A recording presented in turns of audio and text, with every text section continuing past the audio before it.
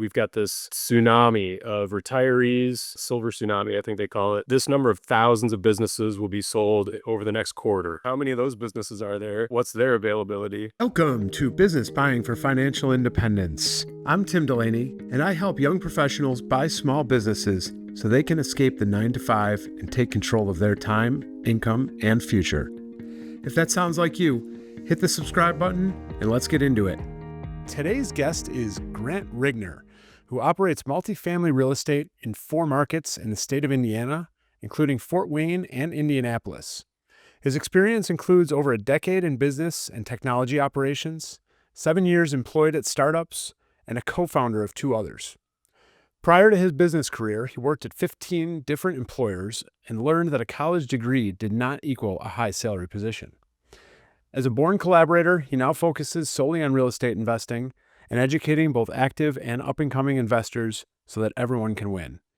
You can join him online by searching Instagram for Grant the Investor. Grant, welcome to Business Buying for Fi. Glad you could make it. Hey, thanks so much for inviting me, Tim. I appreciate it. Well, today, despite all of Grant's accomplishments and achievements, he is here to ask me some questions about buying a business, which hopefully I can help him with because it sounds like he might have just as much experience, if not more, in business than I do. So let's jump right into it, Grant, and hear what you got. Yeah, Tim, I think when we were talking earlier, we talked about how when I'm doing commercial real estate, it is very similar to buying a business, if not the same exactly. But there are some unique differences. So as I buy apartment buildings, we're able to have employees that may come along with the sale.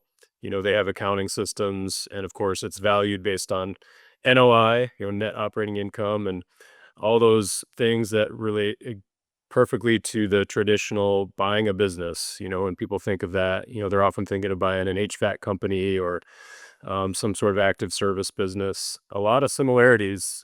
So I sort of have a background in that. And then, of course, with my startup days, working at them and founding a couple, certainly been around it. But, I'm very new to buying a service business, which or a product business. That's not something that's in my wheelhouse. So one of the things that I've run into is businesses that maybe are under $1 million in revenue a year, and just finding the right type of operators for those. And I have another interesting note. I don't want to get too sidetracked here, but I have a question for you, and that is, as we hear about all of these businesses coming up for sale soon, right? We've got this tsunami of retirees and silver tsunami, I think they call it. But I hear a lot of people pushing for buying businesses, and they cite the stats that include all the businesses, right? So, this number of thousands of businesses will be sold over the next quarter, or we're going to see billions in assets transfer as part of the wealth transfer coming up. But as soon as you dive into the details of that, there are, most of those businesses are in that category I just mentioned. Maybe they're $1 million or under in revenue. And then you talk to the people who are citing those stats, and they're not buying any of those businesses. They're like, hey, our limits are 10 million and up. And it's like, well, what are the stats on those? How many of those businesses are there? What's their availability? So you mentioned I'm working on something, and I did have an opportunity to underwrite a couple businesses over the past year that are in the service space or product space. And both of them were under $1 million in revenue. And so I struggled to connect with a community of those people who operate those businesses. So what are your thoughts on that? Do you think they're using these big universal stats, but then when you look at what they're actually doing, maybe they're not actually buying any of those businesses? Well, a lot to unpack there, but just to start with, Grant, you've been around business long enough to know that marketing is what drives every business. And so you ask about whether or not some of these people that are out there talking about buying businesses are using those global stats for marketing purposes. I would say yes, they probably are. I think it's also, on some level, I think it's really tough to get exact stats on businesses and how many are going to come for sale and how many are closing. I just had this discussion on social media recently with a group of people about the stats around how many businesses close in the first year, third year, fifth year, 10th year, and even 20th year. People say like, "Well, business is risky because look at the percent of businesses that close after 20 years." My argument to those, or my response to that, is like, first of all, if a business was around for 20 years, I would call it a success, not a failure. There's a lot of reasons they might pack it up after 20 years. But even for the businesses that quote unquote fail after a year, 3 years, 5 years, do we even know if they were ever actually a business? Did they ever even get off the ground? I'm sure in your, like, especially related to real estate, and you talk to up and coming investors, how often do you come across somebody that opens up an LLC before they even have a property identified for possible acquisition because they Yeah. think that's what the step is needed? And so when that LLC closes a year, 2 years, 3 years down the road, that counts in those stats of businesses failing, even though you could say that it never really even had a chance because the person opening it didn't do anything. So circling back to your actual question of these stats, and most of these businesses are under $1 million. I would, it seems right to me that most of them are very small. Uh, I have been hearing about this silver tsunami and this wave of businesses coming for sale since I first started looking for a business for sale in 2011. Uh, and so whether or not that has been happening or is happening, there's definitely transactions going on. There's definitely businesses that just close up and walk away for whatever reason. Eh, it does seem logical that there is going to be even more coming up for sale over the next few years. And yes, a lot of them are just mom and pops that have been, you know, going along. They're $1 million, a little bit less than $1 million, running it themselves, taking home high six figure, reasonable six figures, and are perfectly content with their lives and never tried to grow it, never wanted to be bigger because that came with more headaches. Um, and then getting to that first part of your question of how do you find operators for that kind of thing? That's the tricky part, obviously. You yourself are active and busy in real estate and in your education in real estate. For you to jump into a business 50, 60 hours a week may not be the best use of your time right now because you're growing other businesses. And so my initial response or thought would be, if you're looking at a business in that sub-$1 million revenue standpoint, and it's a reasonable margin business with not a super high margin business where most of that $1 million is coming in as gross profit. um if if you're only at a 20-30% gross margin on that business, you're probably not going to be able to afford to hire an amazing operator day one. So you might need to be the one that does it. And yes, all these big names out there talking about buying businesses are not doing that. I do think, though, that some of them are finding partners through their platforms, which is a kind of I think what you were more asking is, how do you find an operator that you could partner with for that type of business? And that is a very tricky thing to do.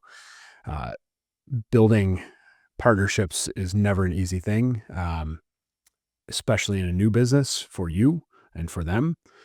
The ideal situation, from what I have looked at and what I would continue to look at, is buying a business in that target range with an employee or employees in place that would be willing to take some equity in exchange for a little bit more dedication and hard work. That maybe they don't want to buy it outright. Maybe they don't have the cash to buy it outright. Maybe they're a little bit more risk adverse because employees of companies, especially long-standing employees, tend to be a little bit more risk adverse.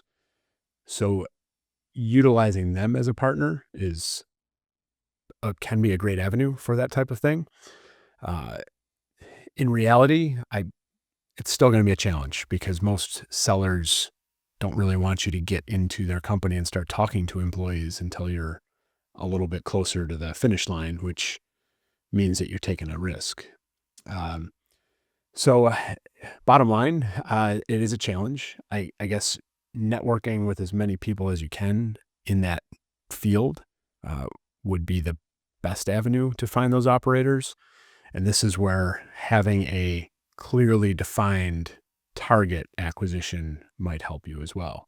And maybe that's where you have to find the operator first. So you find some master plumber or electrician or HVAC tech that is a rock star that you connect with and build a relationship with over 6 months, a year.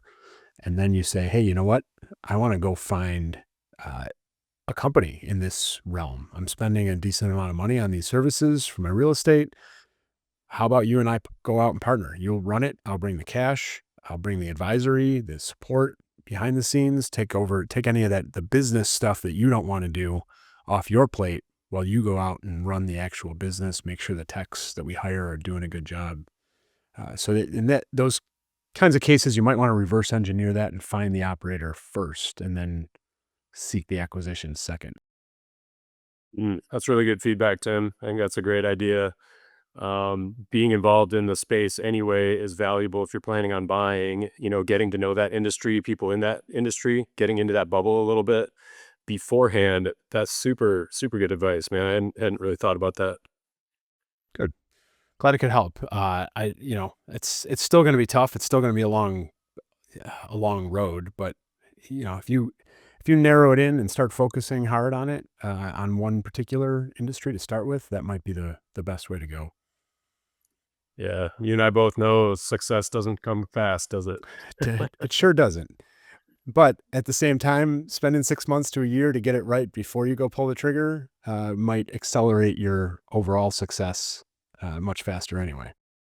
That's right. That's right. What's that phrase they say? Uh, Slow is smooth and smooth is fast. Yep. Uh, So yeah, same in business. Exactly. Yeah. Well, what are you working on these days, Tim? I think you've tried your hand at purchasing some businesses. What's the last one that you've taken over, and how did that go? So the last one that I completely took 100% ownership was my liquor store 12 years ago. Everything else that I've done since, other than real estate, everything else I've done is partial investments and low stakes or low ownership percentages or royalty deals. Um, so the most recent one that would feel comfortable talking about would be, well, I guess I'm in the middle of talk about the one I'm in the middle of right now that has been a long, uh, a long process. Like, as we just talked about, I've been talking to this seller on and off for about a year now, maybe even longer. But in the last 4 or 5 months, things have really ramped up. His timeline is definitely accelerating. It is a slightly challenging situation with uh, some debt that the company has because of COVID era loans, the EIDLs in specific, and the current cash flow of the company being a little bit low to cover uh, those loans if I were to outright buy it.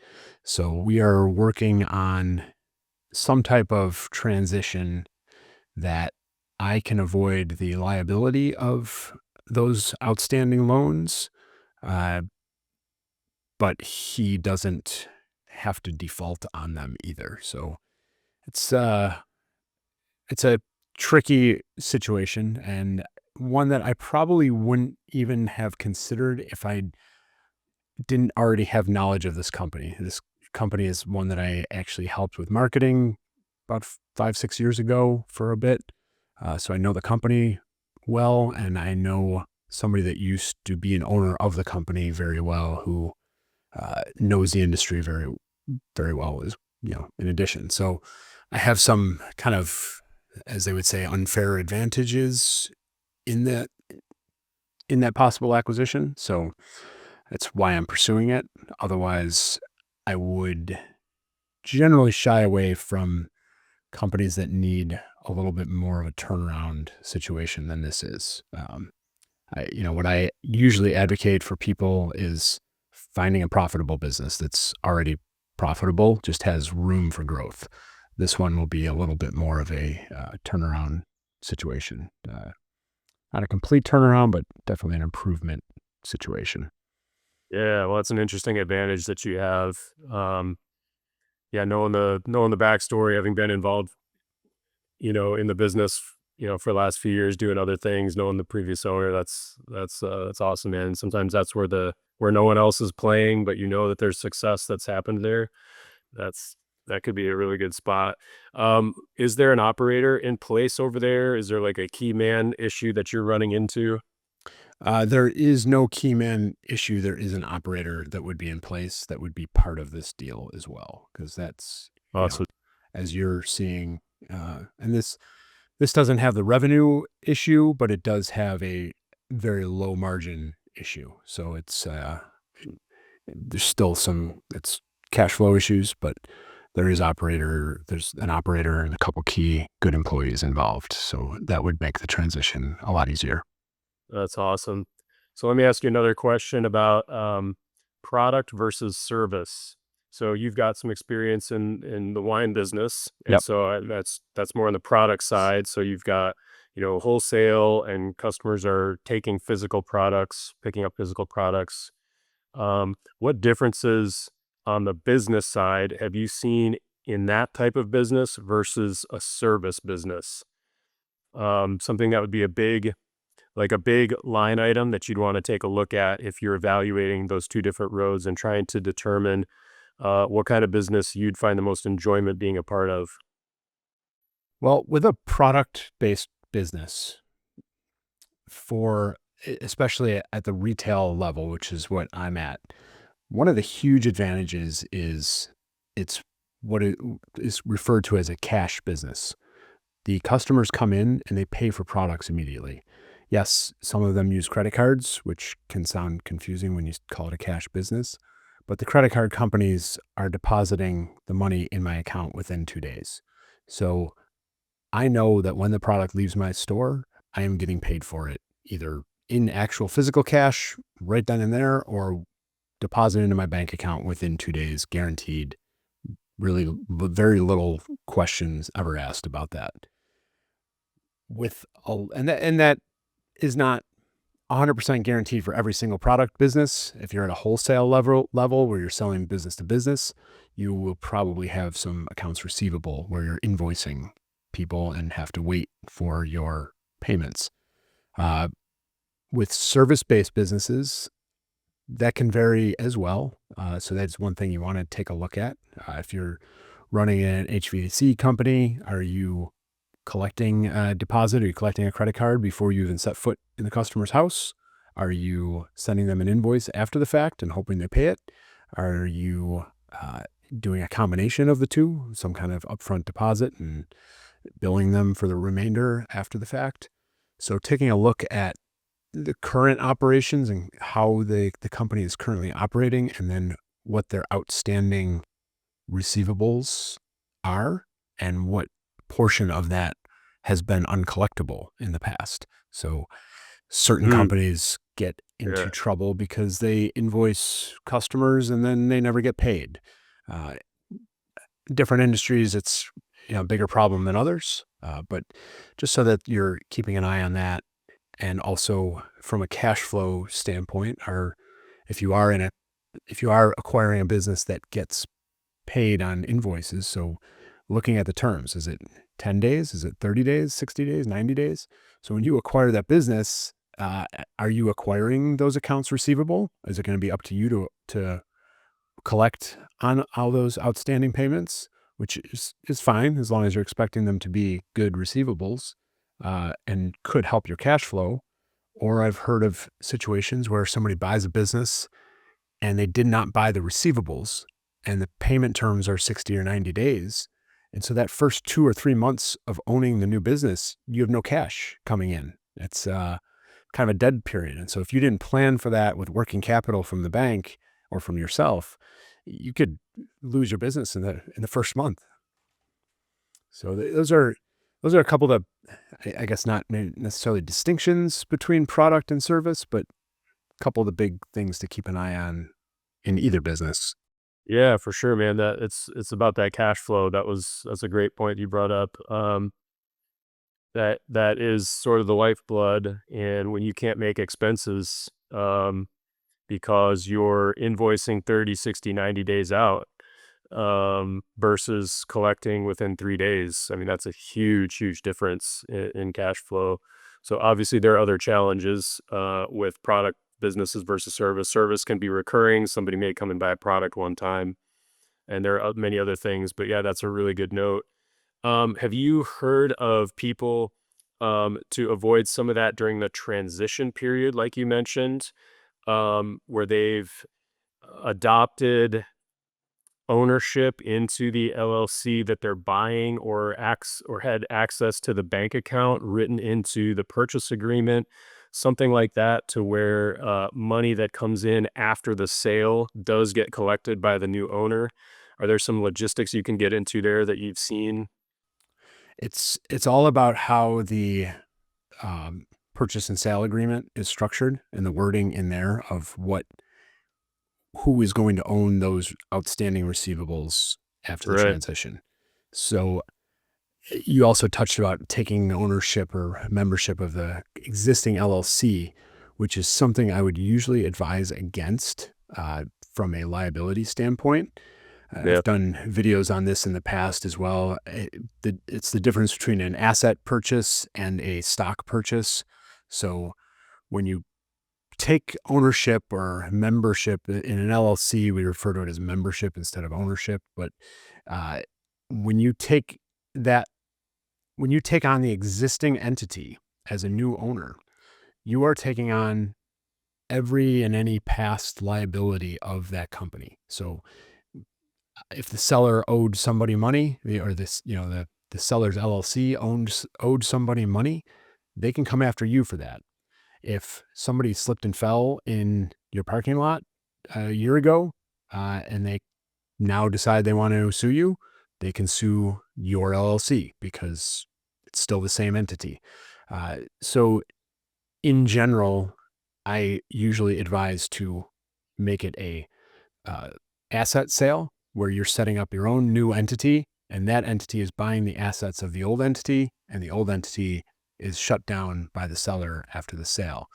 Now, with accounts receivable, it can get tricky. And so that's one of the reasons that some people prefer a stock sale versus an asset sale, especially if you're in an industry where you are selling to certain government agencies or government contractors, or certain customers that will have an issue if all of a sudden they get a letter that says they got to pay a new entity for something that they've already gotten.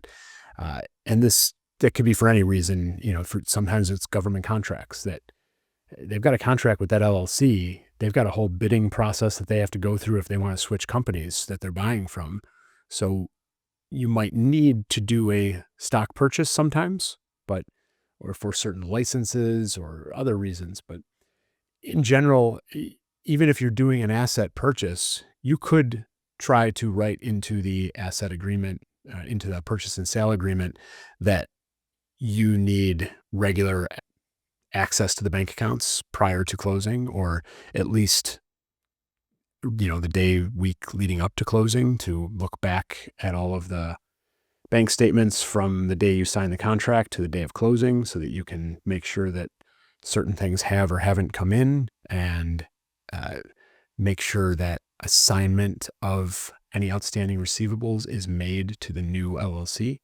So there's a notice of assignment, which is used. I've used notices of assignment in a past business that I have. As a factoring business where I buy receivables from people. Uh, you can use something like that when you're buying the business. If it's agreed upon with the seller that you're taking over all the receivables, you send out a notice to all the customers that still owe you money that that receivable, that invoice has been assigned to the new entity, and they are legally required to pay the new entity, not the old entity, going forward. Did that answer your Yeah. question? Yeah, for sure, man. And I want to bring up two other things that I've learned about. Again, I'm not very experienced in this, so I don't want to make that clear. But two things I've learned about in those situations where you do need to take over a part of the existing company, or you are purchasing the company in the background and taking that membership interest. You should definitely hire a lawyer to do a background check on that business and check for things like liens, delinquent taxes, all kinds of stuff. They will do that for you. And the second thing I've learned about recently is that there is uh, an industry for M&A insurance, so that when business transactions happen, M&A, for those that don't know, is mergers and acquisitions. When those transactions happen, you can actually buy insurance on those transactions that happen. And so you can get an insurance policy for yourself to protect against certain types of things that may have been hidden from you in due diligence. And so it's been recommended to me that in the case you do need to purchase the entity, or you are taking membership interest as part of that transaction, that you should definitely buy that insurance, and it could potentially save the deal. 100% agree. Uh, I, especially on the lawyer part, whether or not you're doing an asset sale or a stock sale, you definitely want an attorney involved. This is, and for me, my real estate is in New York and we have to use attorneys anyway for real estate. I know for some of you in various states, you don't require attorneys for closings, but you still have a title company in between. In theory, if you're buying an LLC from one person to the next with no real estate involved, you wouldn't even need a title company. You could do it very quickly and easily with very little legal oversight. Uh, that can be dangerous. Make sure you have an attorney. It's not as expensive as people think, especially if it's a sub-$1 million revenue company that you're investing in for the long term. You're going to want to make sure that you're protecting yourself. Whether it's an asset sale or a stock sale. And on that stock sale piece with the M&A insurance, I have never priced it out. I know it's out there. Great tip, Grant, that people should look into if that's the route you need to go. I'm guessing, just because of the insurance prices I pay on everything else that I can't stand, that it's not cheap. So again, it may or may not make sense for a sub-$1 million revenue company to be spending money on it, depending on the situation. If it's a stock sale, it's probably worth it no matter what the price is, to protect yourself from those lags. Even if you hire an attorney to do a background search, you never know what's going to come up. I mean, I've had friends that own businesses that have been sued 2 years after an incident that happened in their place of business that they weren't even generally aware of that had happened. And so if they had sold the business in that time and did a stock sale, the new owner would have been liable for that. And it's no fault of the seller, no fault of the buyer, and no attorney would have found anything about it because it didn't exist until almost 2 years later. So just, yeah, make sure you're covering yourself in all shapes and forms before you make that acquisition. Yeah, yeah, wise words right there, Tim. I Wise mean, words. and you're used to it too, Grant, from the commercial real estate, as you led off the discussion with. Anybody that's bought real estate, you've bought a business. It's, the scale of that business is different depending on the size of the asset, the real estate asset that you purchased. But uh, especially, and then when you get into that commercial real estate, there's all these same issues exist, and there's a reason that you form your new LLC most of the time in those acquisitions, because you want to be protected from past issues that nobody might know of yet. Yeah, yeah, right on. Another question for you, Tim. So one of the businesses that I've had an opportunity to underwrite in the last couple months was a product business. And one of the things that held me up was the valuation of the stock, what they had in stock, their products. And that doesn't get discussed a lot in the education that I've received and the people that I've talked to. But as you're looking at a product business, the seller will say, well, hey, here's the building, here are the vehicles, here's the office equipment, et cetera, and they'll go down the asset sheet.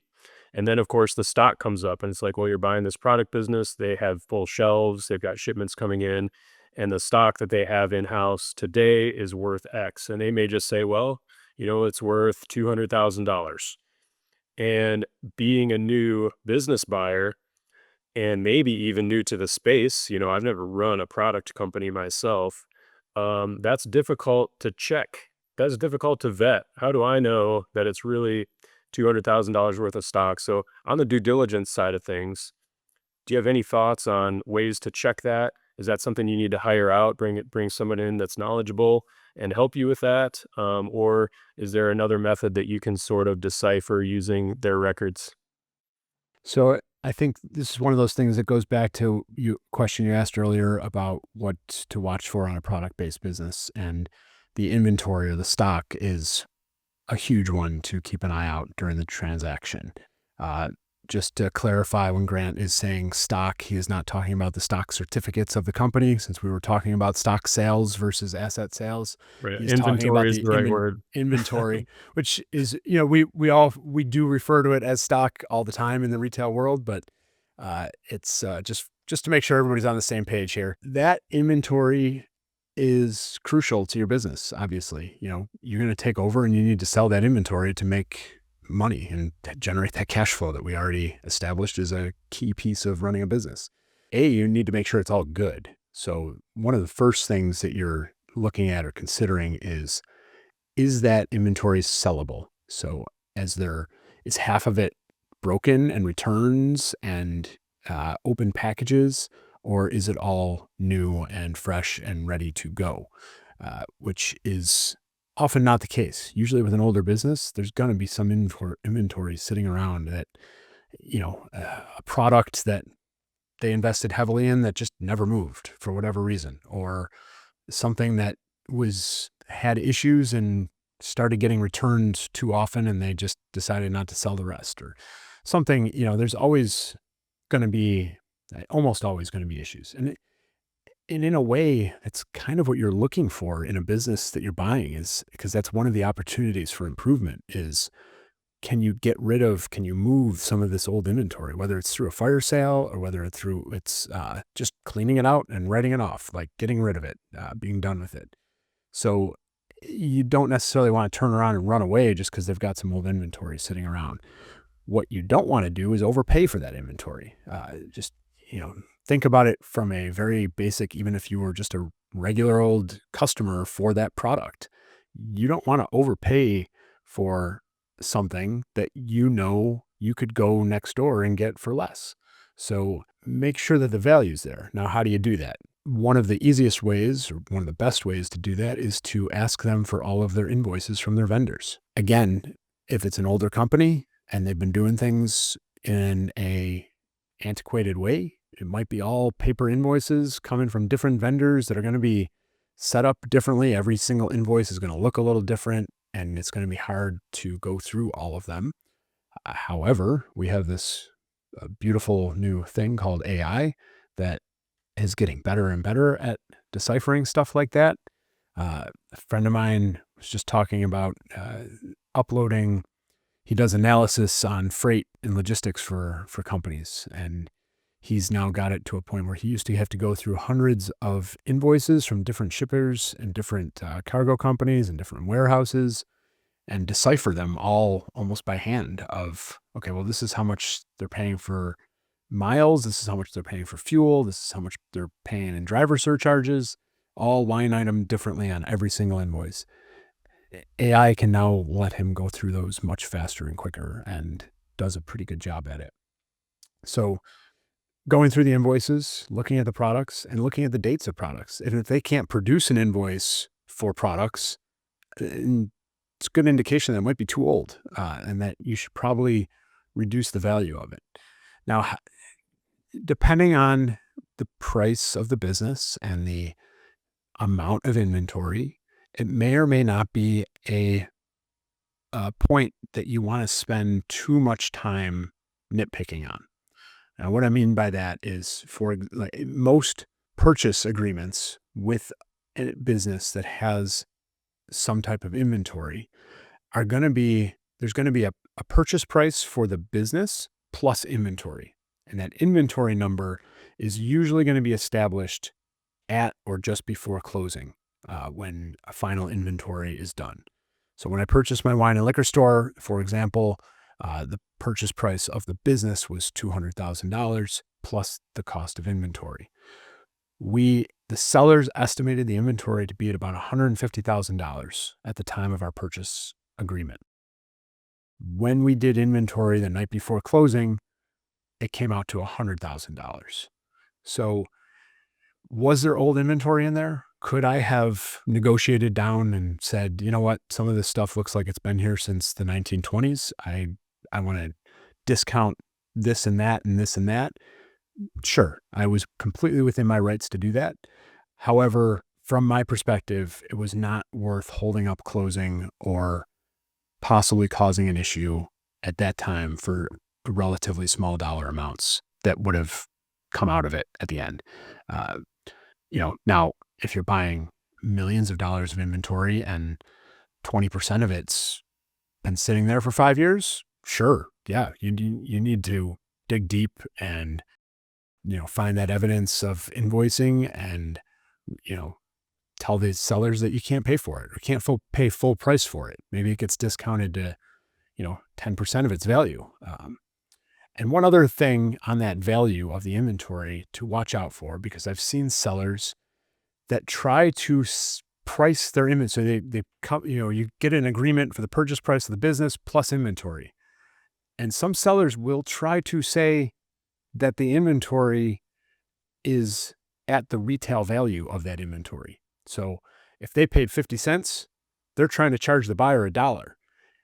But you need to turn around and sell that inventory for $1 as the new owner. You can't mark it up even more in most cases because the market dictates pricing to some extent. So make sure you're valuing that inventory based off of the price that the seller paid for it, not the price that the seller is going to sell it for. I see this in bookkeeping a lot, or when businesses present their financials, they present their inventory as a value of the retail value of it, wherein it should be on your books as a wholesale or as the price that you paid for that inventory. So Yeah, definitely that's keep an correct. eye They on want that. you to pay for Yep. future value, right? Yep. That's what they're trying to do. Yeah. Exactly. And for some of them, I don't even necessarily think it's a malicious thing. It's just in their minds, that is what the inventory is worth because that is what they're expecting to get paid for it when a customer comes through the door to buy it.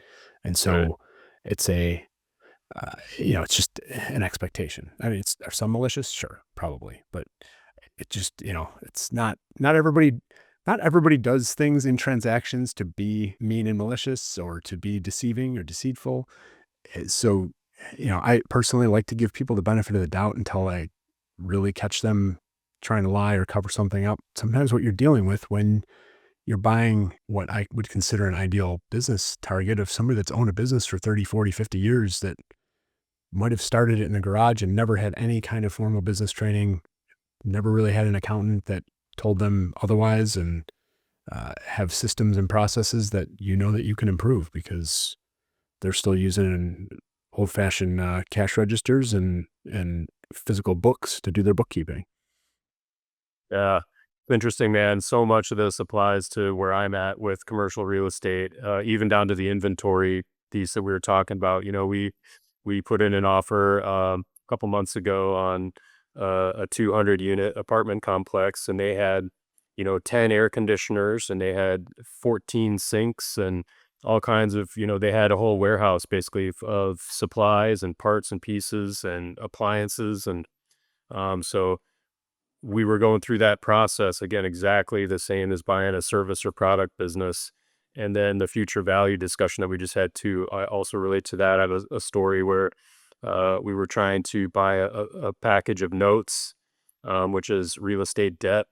And, the seller really wanted us to pay for the future value of those notes, not the actual, face value, which is very obvious and evident. And so yeah, we once we figured that out, those are deals that are not good, and if the seller's not willing to move on those, definitely saves your career by walking away. So, got to be willing to cut and run on those ones. Definitely. It's yeah, you can get yourself in a lot of trouble by paying future value for something that uh, you won't see for years and years to come. Yeah, they're always saying the money is made on the buy, so it's that underwriting and that due diligence is super important. Yep. What's something else on due diligence side that maybe has saved you some pain and heartache as you've progressed with purchasing businesses? This one's a little bit harder to quantify, but making sure that you get along with the seller. Uh, in so much as you're going to have to work together at some points during the process, at least.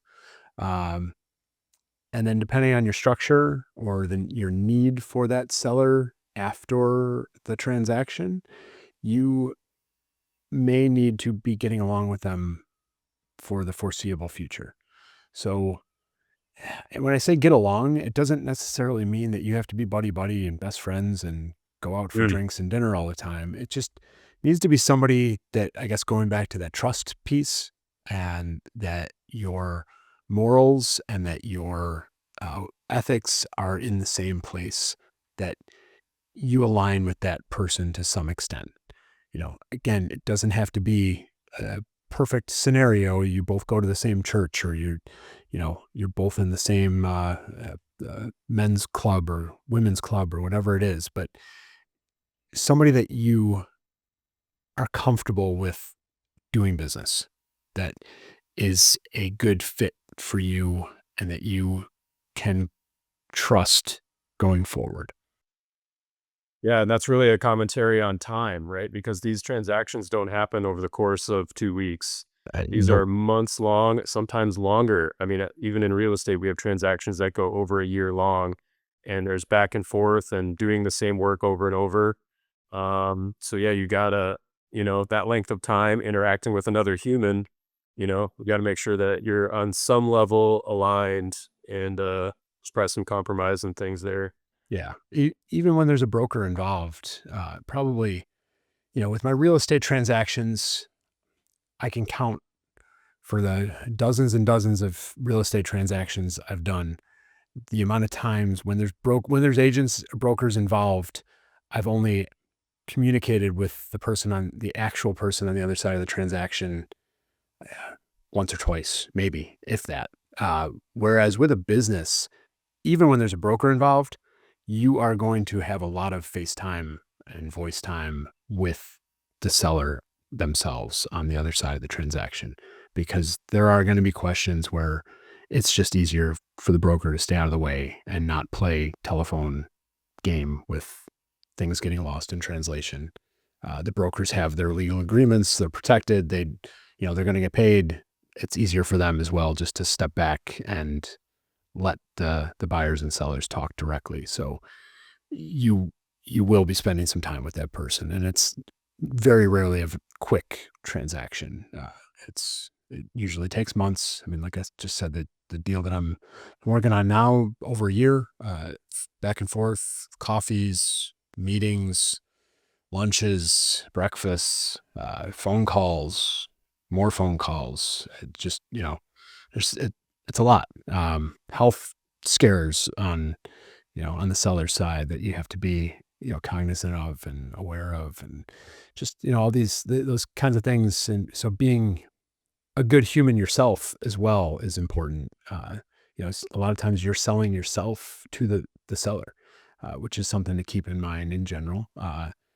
When you're reaching out to a seller and or to a broker, they're vetting you and judging you from that first interaction. So if you just call up and don't have any idea what you're talking about and tell them you want to buy their business, they're probably going to dismiss you because they don't know who you are. They don't know what you're capable of.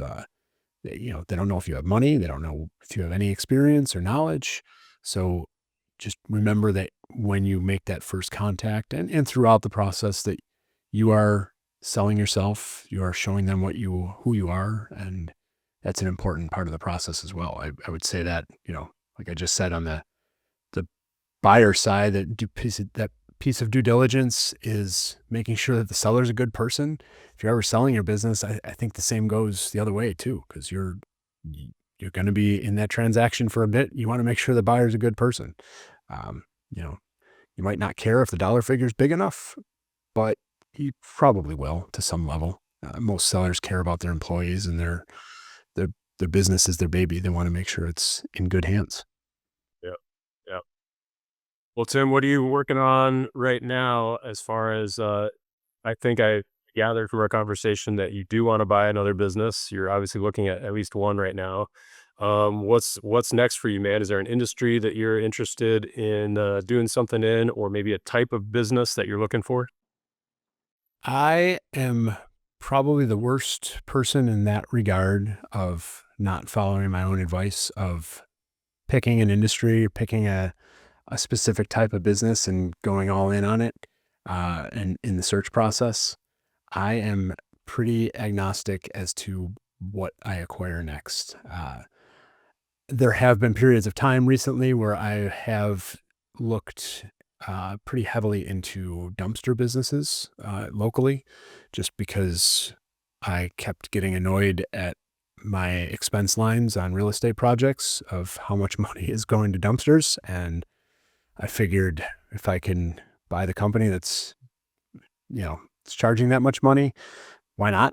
I I kind of looked into a couple, but nothing panned out. I should probably go into that a little heavier again, but we also slowed down real estate wise over the last year and a half. The deals have been a little bit slower, so it's been hasn't been as much of a need. Uh, but that's a good tip in general too for people. I've heard others say it. Look at your expenses yourself from your business or from your personal life. Look where you're spending the most money. Can you acquire a business in that realm, in that industry that uh, can take the money you're spending and turn it into a profit center for you? I would say the caveat is that would be for me, especially is restaurants. Uh, you know, and I think that's a big category for a lot of people on the personal side, but I wouldn't go anywhere near a restaurant as a purchase just for my personal lifestyle. That doesn't mean that others shouldn't or couldn't, but that's a tough industry to get into. For sure. But I mean, that is good advice though. Um, the word that comes to mind is synergy. People throw that around a lot, but it is helpful if you can pick a business that's related to something that you're already doing and sort of feed it in. You can sort of get this loop of this playground where you play that's in your industry, and those secondary, and tertiary services can be great if you're already doing something. So that's something that I've been very interested in doing. And I've had a couple mentors in the real estate space who have also said, well, the businesses that I'm buying are going to be somehow related to real estate, and a couple of them have been able to do that, whether that's HVAC company or a fencing company or a painting company or something that they can utilize, or at least that they understand better than maybe most people based on their experience. So, yeah, that's really good feedback. But at the same time, Tim, it's exciting, right? When you see something, you know there's opportunity, and like this business that you're looking at that has some distress, and you've been involved with it for a long time. It's like, well, you know what, I can add value there, and I'm really confident that I can do something with this, even if it's something that doesn't relate to what you're doing. And there are no rules, right? There are no rules. Nope. So we've seen people do it both ways. We've seen people go super deep in one thing and just hit home run after home run and become very successful by every metric. And then we've seen people that have dabbled and they've done various different things and they've been incredibly successful. Mark Cuban, I mean, that guy does not play in, the same industry twice in a row ever. It's like, Yep. Richard Branson, there's sure. Elon Musk. That's Yeah, there. Yeah, there's definitely comparing where they're at today versus where we're at is obviously a different level, but you know, Richard Branson started by selling records out of the trunk of his car. So it's not to say that anybody can't do it. It's definitely hard work and requires good systems and good people around you, good hires, to make those leaps and make them successful. Just for every one of those people we just mentioned, there's probably dozens of others that have tried to make leaps and failed at both of the businesses or multiple businesses because of it. Um, Yep. but I would And say that that's that's the systems. yeah, and that's really we can go one level deeper with that. And that's okay, if we've seen success with both methods and we've certainly seen failure with both methods, it really comes down to who you are. And I think you kind of need to know what kind of person you are. If you're the ultra focused type of person and you know you can work on one thing for 10 years, that's a skill.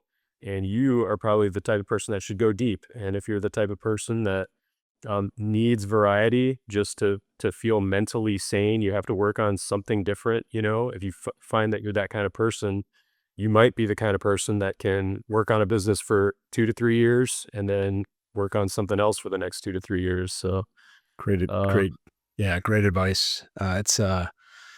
Yeah, that's know yourself is probably the most important thing about that statement is you got to figure out what fits you and your lifestyle. I mean, there's people that go through periods of stagnant business growth, personal life, whatever it is, on purpose, and then come back. I just heard an interview with somebody who I can't remember his name, but he retired at about 30 years old, real estate investor, had massive portfolio, retired completely, spent about 12 years at home with his kids, living life, and now he's re-entering the real estate world again, heavy, big time acquisitions. So it's there's nothing wrong with ups and downs in your career as well. You don't have to have your foot on the accelerator from day one to just keep going and never stop. So know yourself, know what kind of lifestyle you want, and build around that. Don't just grow and build and buy for the sake of growing and building and buying. that's excellent advice, Tim, for sure. Any other questions or any other specific businesses that you've been looking at lately, Grant?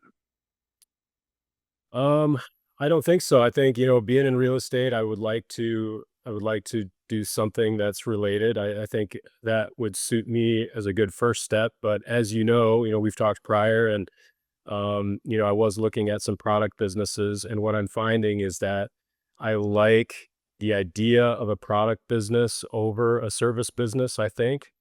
And so for me, it's just a matter of whittling that down a little bit more specifically.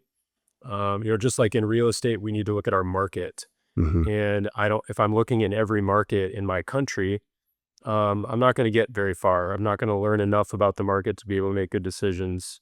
So I think the same is true for me as I look at businesses. I would like to know myself a little bit more and sort of feel some things out. And right now, what I'm doing as a practice, to put that into action is just being open to those opportunities when they come, going through underwriting, talking with the owners, the sellers, talking with guys like you who are ahead of me in that process. And I'm just having a great time doing it, Tim. And I'm Nice. really excited about what's going to happen over the next 2 years. Awesome. Yeah, that's look forward to touching base with you again sometime soon and hearing what you've been up to. I also just want to put it out there to anybody that's listening that's in the Indiana area that has interest in operating a business that Grant's mentioned. Definitely connect with him. Who knows where that could go. As we talked about earlier, that finding those operators can be challenging. So if you're that person, definitely reach out. And then, Grant, why don't you just touch a little bit more on how you help real estate investors as well? Yeah, Tim. So we do a lot of JV investing. And so what I do is I work with early real estate investors and I teach them how to invest through experience, through doing it. So usually all my capital partners get invited to all the calls and assist with operations, whether that's actively or passively, and they get to learn how to operate commercial properties, how multifamily works. They get to see everything. Everything is transparent, and so it's sort of an investment in not just the property where you're able to generate some profits, but also investment in yourself in terms of education. And there are not a lot of operators doing what I'm doing and building teams that way in sort of a transparent fashion. And I just love it, man. We really focus on culture more than money, Mhm. and that's just a huge part of building a team that is successful and works well and has fun together. Tim, life is short, man. Life is short, and we just want to work with people that we enjoy working with. And we talked about that earlier in the call. It's like pick a seller, who you can at least, spend an hour with and not have issues. Partnerships are the same way.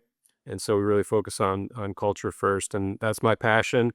And at the same time, I enjoy providing housing to fellow humans and providing them with amenities that I didn't have when I was growing up. And so that's my passion. So I'm sort of the education investor. I help you find your role and help teach you the game while we invest together. And so, yeah, you can find me at Grant the Investor on Instagram, and I'd be happy to talk with anyone. And Tim, thanks so much for having me on, man. I really appreciate the invitation. Anytime. Thanks for coming on. Thanks for sharing that info. I will put the links in the show notes below so you can connect with Grant. Reach out to me if you have any other questions about business. I'm looking to do more shows like this where we talk through questions you have about the business buying process or about a specific business if you want to go deep into it. So definitely hit me up for that. And with that, I will take us out of here. Thank you very much for being here, Grant. Really appreciate your time, and we will see you all soon. Cheers. Thanks for listening to Business Buying for Financial Independence. If you're serious about owning your time and building long-term wealth, make sure to subscribe so you don't miss the next episode.